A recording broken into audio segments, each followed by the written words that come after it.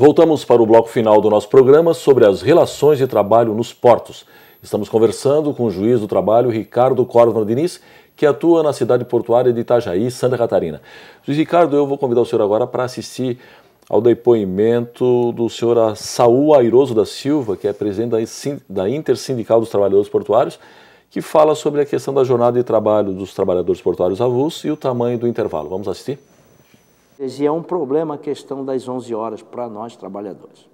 Normalmente o operador portuário não quer cumprir a Convenção 137 e a Recomendação 145, garantia de emprego mínimo, garantia de renda mínima. E não se vê empenho das autoridades para que isso seja regulamentado, mas ele exige que eu descanse 11 horas após ter trabalhado 6 horas. Mas quem que me garante quando eu retornar das 11 horas, que na verdade é 12 horas, 6 com 6, quando eu voltar do meu descanso, tem emprego para mim garantido? O senhor gostaria de comentar a declaração dele? Sim, vou abordar a declaração dele sobre 2 aspectos. A atividade portuária é uma atividade de risco.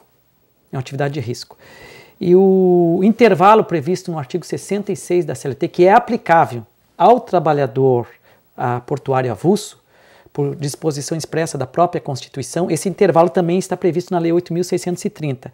Visa o quê? A saúde, a proteção, o descanso.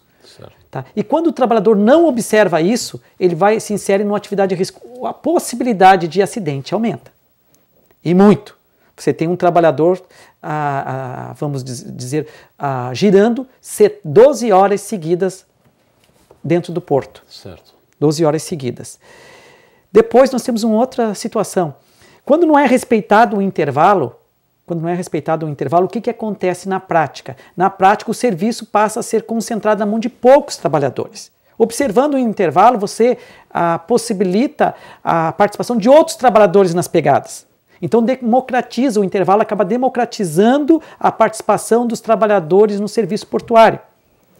Se isso não é observado, o que você tem numa categoria de 200, acabam só 40, 50 trabalhadores concentrando, ganhando muito mais em prejuízo dos outros trabalhadores. Porque eles acabam participando, ele deveria ficar só 6 horas trabalhando no turno, ele acaba trabalhando 12 horas no turno, em prejuízo de alguém. Alguém perde, claro. Alguém deixa de participar. Então, embora as observações sejam interessantes dele, mas eu acredito que a observância do intervalo de 11 horas entre jornadas garante a integridade física do trabalhador, e, por outro lado, democratiza a participação do trabalhador nas pegadas. Certo, juiz Ricardo, eu gostaria que o senhor falasse um pouco agora sobre a ação civil pública que foi proposta pelo Ministério Público do Trabalho aqui em Santa Catarina, aliás, a primeira do Brasil, que objetivava, em síntese, a garantia da participação dos trabalhadores portuários avulsos junto a um operador privado, no caso a Portunave aqui em Santa Catarina. Eu gostaria de que o senhor comentasse o que aconteceu, qual foi o desfecho dessa ação civil pública.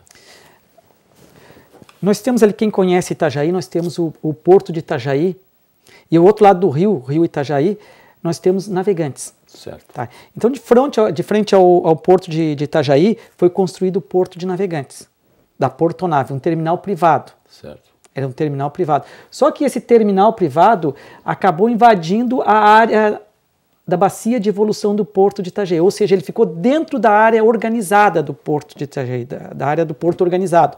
Portanto, se ele está dentro da área do Porto organizado, ele tem que se sujeitar à Lei 8.630. E a Lei 8.630 diz o seguinte, que o operador portuário contrata trabalhadores via OGMO. O pessoal que é cadastrado e registrado no OGMO, no órgão de gestor de mão de obra, ele tem preferência na mão de obra.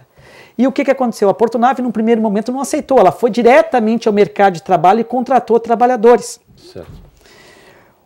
O Ministério Público entrou com uma ação civil pública para garantir essa preferência de trabalho para os trabalhadores avulsos cadastrados no OGMO ou registrados no OGMO de Itajaí.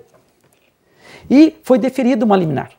Na terceira vara, uma antecipação de tutela que eu proferi, que a Portunave deveria observar o disposto na Lei 8.630, ou seja, contratar trabalhadores via OGMO e não diretamente no mercado. Certo. Depois de muita discussão, nós chegamos a um acordo, construímos um acordo ali. A Portonave e o sindicato e o Ministério Público chegaram a um acordo e a Portonave concordou em contratar os trabalhadores via Ogmo. Certo. Agora, a grande discussão que nós tínhamos era a questão salarial. Os trabalhadores queriam receber a média salarial paga em Itajaí. A Portonave tinha uma proposta inferior. Só que nós evoluímos muito.